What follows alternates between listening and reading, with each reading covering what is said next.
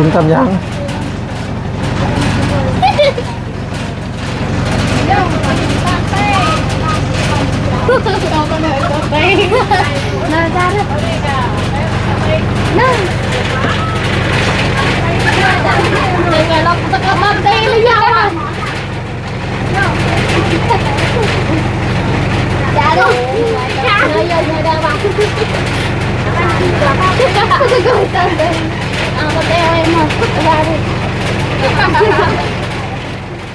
สบายดีไอ้หมื่นสวัสดี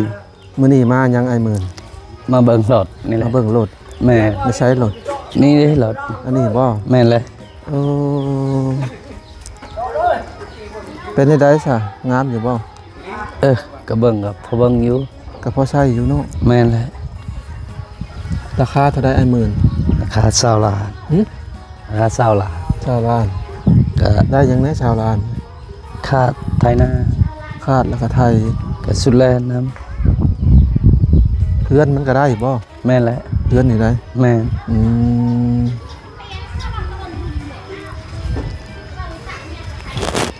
จำจิตไทยเดี๋ยวก่อนไหนเอาไทยจำจิตไทยก็ทำให้ละแกเบอร์เอาเลย20 ล้านไม่เป็นน้องก็ถือว่าแคสซี่ดีอยู่ไม่แต่ว่าเปลี่ยนแม่นเลยเนาะเปลี่ยนตัวนี้ออกมายางมันก็พวกเรามงระเมกมันก็พอใช้อยู่เนาะโค้งขีดเกียร์เป็นว่าติดบางและจักหายหมื่นติดแล้วจะได้เสียงเสียงกับปกติดีแล้วปกติเนาะแม่นเลยแล้วเสียงมันฮอนี่อยู่พัดลมนี่ใส่บีพัดลมครับจักไม่ได้ดังเหมือนว่ารถคันที่ใส่มาจักปีแล้วคนว่าจักเขาก็ยังผูได้ถามไม่ใช่เจ้าของรถคนใดนั่นได้เจ้าของรถเขาว่าได้แป้งรถแต่ทำตามประสบการณ์ก็คือก็ได้แป้งรถ20 ล้านกีบรถบ่ได้บ่รถ19 ล้าน6 แสนเขารถนั้น19 ล้าน6 แสนแสดงว่ารถไป4 แสนนึงแม่ว่า4 แสนก็ต้องใช้อย่างนี่แหละก็ใส่กาเบกนะแล้วก็แป้งตัวนี้อีกตัวใดแป้งบีพัดลมนี่มันดังต้องเปลี่ยนบีพัดลมเนาะแม่แล้วก็เปลี่ยนตัวนี้อีกนี่ก็มัน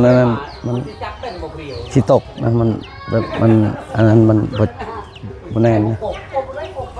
ก็คือว่าง่ายๆนะพี่น้องก็คือรถอยู่บ้านเขานะมันค่อนข้างจะแพงแม่รถอยู่บ้านเขานะเพราะว่ามันนำเข้านะพี่น้องหลายคนก็มิ่นมาว่าโอ้บ้านข่อยสภาพสนิทประมาณ10,000เดียวอย่างประมาณนี้8-9,000ก็ได้แล้วนะพี่น้องแต่คืออย่าลืมนะอยู่ประเทศลาวนะมันเขาเอิ้นอีกอย่างการนำเข้าบ่ได้ประกอบในประเทศเนาะแม่นแพงภาษีนำเข้านะพี่น้องราคานี่ก็ถือว่าปกติราคาตามท้องตลาดทั่วไปเนาะแม่ถ้าเป็นฝั่งไทยนี่สภาพแบบนี้นะ8-9,000รวม10,000นี่แหละประมาณนั้นแหละประมาณนี้นะเดี๋ยวพี่น้องแต่อย่าลืมคิดว่ายิ่งบ้านเมืองใดที่แบบว่ายิ่งนำเข้านะของก็ยิ่งสูงอย่างเส้นรถกระบะเหมือนกันกระบะอยู่ไทยเนี่ย7-8 แสนอยู่ลาวล้าน4 ล้าน 5แม่เลยนาพี่น้องจะให้เข้าใจเรื่องตรงนี้น้ำนาเนาะโดยแม่แล้วอยากให้เข้าใจเรื่องตัวนี้น้ำอย่างเส้นรถอันนี้ได้นี่อยู่ไทยเท่าไร40,000 50,000นึงอยู่ลาวเท่าไรเดี๋ยวนี้90,000เกือบ100,000 บาทซื้อสดแม่รถอันนี้นะแม่แหละเบิ่งเอาสภาพยิ่งเฮาจนเฮายิ่งซื้อของแพงแม่มันเป็นนั่นดอกว่าแม่เลยคือนี่ตอนที่พ่อพรซื้อน่ะ80,000แม่80,000น้อยๆนี่รถคันนี้เฮาก็บ่มีเงินสิซื้อแค่50,000นิดๆแม่แหละแนวนั้นดอกพี่น้องอยากให้เข้าใจตรงนี้นำถ้าว่าคนเฮานี่อยู่ในประเทศที่แบบว่าเขาอย่างเส้นยกตัวอย่างอย่างเส้นไทยเนาะก็บ่พรซื้อว่าคนลาวเฮานี่สิมีรถขับกันบ่หลายกันหน่อยแหละเนาะแม่นเลยหันนาพี่น้องจักเขาเอิ้นว่าอีหยังนะอันนี้บ่พรก็บ่เข้าใจในหลักการเขาเอิ้นว่าธุรกิจเขาเอิ้นว่าเศรษฐกิจบ่ หรือว่าอีกอย่างนี่แหละ อันนี้ก็บ่เข้าใจสบายดีบ่ล่ะมาแต่เฮิงแล้วบ่ ฮะมากินนี่แหละรายเรียกกันกับบ่พ อื รนั่นแหละ ม ได้เจ้าว่าโอเคบ่พร ก็โอเครถอยู่บ้านเฮาก็ประมาณนี้แหละ สิประมาณนี้แหละราคานี่เบิดเลยอยู่ไสกัน เนาะเขาขายตาม กว่านี้อีกอยู่ในห้างที่เวลาพายเบิ่งกัน22ล้านเนาะ21ล้านก็เก่ากว่านี้อีก เก่ากว่านี้ โค้ อี ง ก นี่เก่ากว่านี้อีก แม่นแล้ว อันนี้ก็ถือว่าเขาแค่แป้งเบรกมันซื้อแป้งพัดลมมันซื้อมันพานน้ำมันใหม่ของเค แม่น ทำ4อย่าง แต่ว่าตัวนี้มันก็สิมีอยู่ดอกชิ้นมันตัวนี้ก็แป้งงาอยู่ แต่เขาเฮ็ดให้อยู่เนาะมันชิ้นแค่ชิ้นกันน่ะเพิ่นว่าชิ้นกันรั่ว น้ำมันเครื่องรั่วเนาะ กันน้ำมันมันมา แม่นแล้วนี่ก็มันชิวนะมันเชื่อมบนชิ้นนี่ชิ้นแคนมันนี่ มันก็ได้อยู่ แม่นแล้ว แต่ว่าอยู่ในห้างเขาให้กว่านี่เนาะ ใส่ตัวนี้ เอา แล้ว เขาก็ต่อ ใส่ ไป ตัว แล้ นี้ วนี่ฮะ ใส่เบรกแล้วใส่ตัวนี้โอเคเลย รถได้400,000กีบก็พอดีเอามาแป้งนี่ประมาณนี้นะ แม่น ก็ประมาณนี้แหละเพราะว่า ๆราคาตามท้องตามมาตรฐานที่เขาขายกัน แล้วตลาดเขาขายเลยท้องตลาดเลย ถ้าว่าอยู่ในห้างนี่ให้ลื่นประมาณนี้ เออ ราคานี่แหละสภาพเลยเด้ แม่นแล้วสภาพซ้ำนี่ก็ ไอ้หมื่นบ่สิ แต่ ค ว่า รับ จักรนี่มันสภาพยังดีมันบ่มีบ่อนหัวเลยแต่ว่าพร เออซ้ำกับเพอๆนี่ นี่บ่ได้ซึมบ่ได้มีบ่อนซึมบ่มีหยัง บ่มีบนซึม มีบ่อนซึมบ่มีบ่อนอันนั้นมันก็โอ บ่ เคอยู่ถือว่า เอาเบิ่งก็ ถ้าจะเป็น โอเค อันนั้นเป็นโกลเด้นโบก็โอเคอยู่ถือว่าราคามาตรฐานแหละนี่ แม่นแล้ว ราคาซ้ำนี่แหละ ไผสิครับเมื่อไอ้หมื่นมันเจ้าพาพระจะมา ก็ขับเองนั่นแหละ โอ้เจ้าสิครับเองบ่ เออ ครับได้อยู่ดอกเนาะแต่ว่าคัดซีมันก็ยังดีเนาะ แม่นแล้ว เลือดมันอันนั้นก็เปลี่ยนใหม่ อันนี้ครับอันนี้กระปุกเกียร์มันโอเคอยู่ เออ หนาดีอ่ะบังดูคุณหนามันบ่ได้ยองเลย มันสิมีรุ่นยองเนาะ แม่น รุ่นโมเมนต์สร้างมันรุ่นยองมันรุ่นตัวใดถ้ารุ่นนี้นาอยู่มันได้คันน่ะก็ประมาณสำคัญอะไรเนาะไอ้หมื่น แม่นแหละประมาณสำนักนั่นแหละ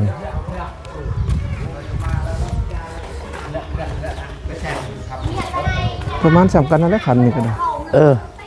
ก็สำคัญกันนั่นแหละ คันแห่งเก่ากว่าคันนั้นเนาะ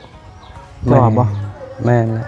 มันเก่าทั้งมันสิหัวน้ำมัน เอาทุกวันนี้มีสะพานแขวแล้วติ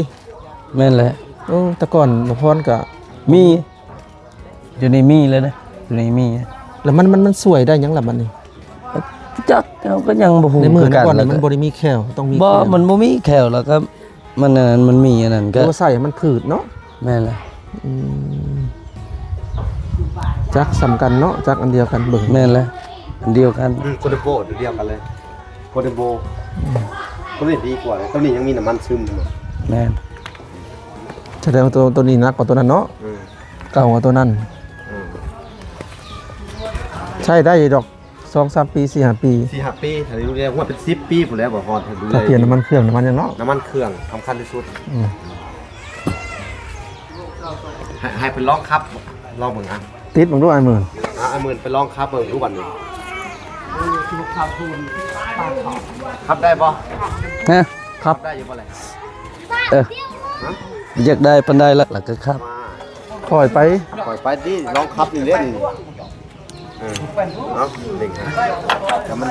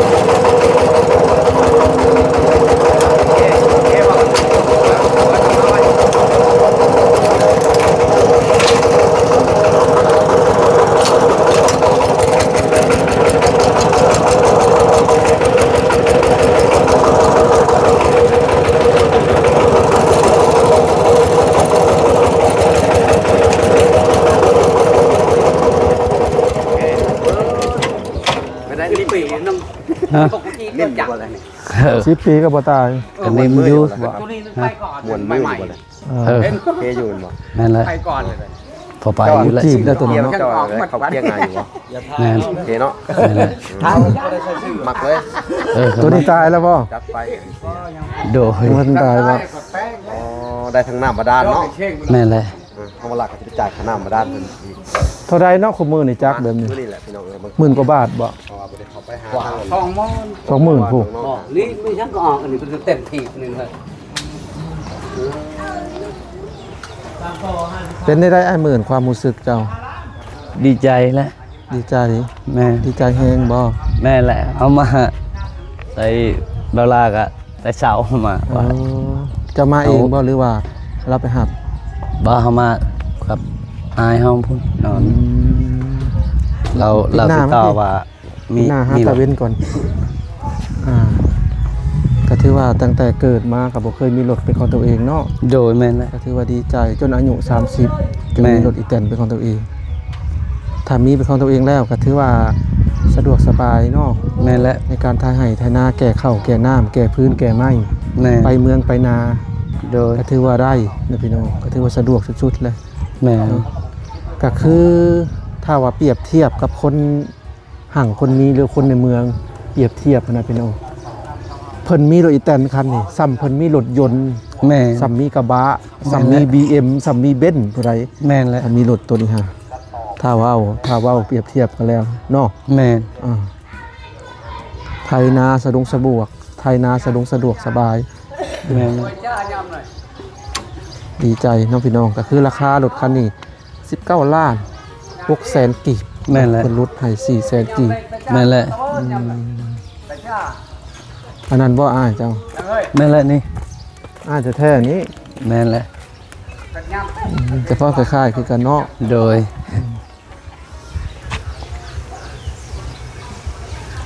คัดซีมันนี่ก็ยังโอเคอยู่มีแต่ไปเปลี่ยนพวกไม้แป้นมันเนาะ แม่นแหละ สิครับเมื่อเองแล้วบัดนี้เนาะ ครับเมื่อไอ้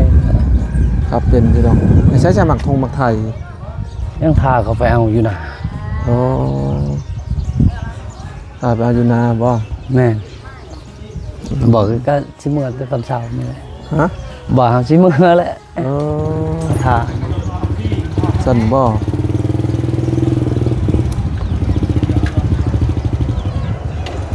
ก็คิดว่าท่าอหยังท่าไทยกับข้านนี่ แม่น ก็โอเคตามสภาพการใช้งานของรถ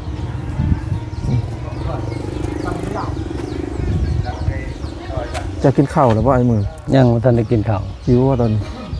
หิวแล้ว พอยก็หิวกันพอยังบ่ทันได้กินข้าวจักโมงแล้วยังบ่ได้พากันกินข้าวป้าโตจะเข้า11 โมงแล้วพี่น้องเอ้ยก็เลิกอีหลีบ่ได้กินข้าวเช้าเฮาบ่ได้กินข้าวเช้าเนี่ยบ่ค่อยดีต่อร่างกายเด้อบ่พรกับเบอๆบ้าๆบ่ได้กินข้าวเช้านะ แม่นแล้ว มันเฮ็ดให้สมองคิดยังบ่ค่อยรับคิดยังบ่ค่อยออกเอ้าพี่น้องเอ้ยจบคลิปนี้บ่พรกับสิเร่งๆไปหากินข้าวก่อนตอนนี้ก็หิวแล้วตอนนี้11 โมงกว่าๆแล้วฮะ จ่ายเงินก่อน1 ฮะไปจ่ายเงินเพิ่นบ่ ให้เขาก่อนมากัน จ่ายเงินของมัน บ่พรสิเมื่อก่อนหิวข้าวแล้วตอนนี้ก็เป็นสิเข้า12 โมงแล้วพี่น้องเอ้ยหิวข้าวแห้งนะ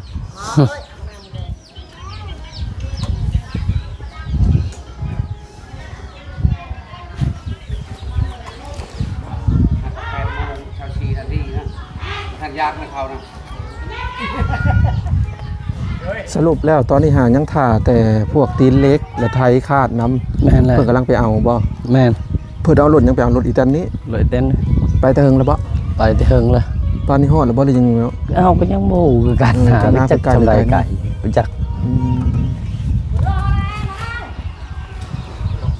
พอแห้งเนาะเพื่อสิ แม่นแหละบ่เฮา เพื่อจะมื้อฮอดบ้านเจ้านี่5-6 โมงพุ่นแล้วเนาะ ประมาณสำนั้นนะ โอ้ป้าต้องหากินข้าวก่อนเด้อ เดี๋ยว 5-6 โมงเช้า5-6 โมงแรงพุ่นแหล้ว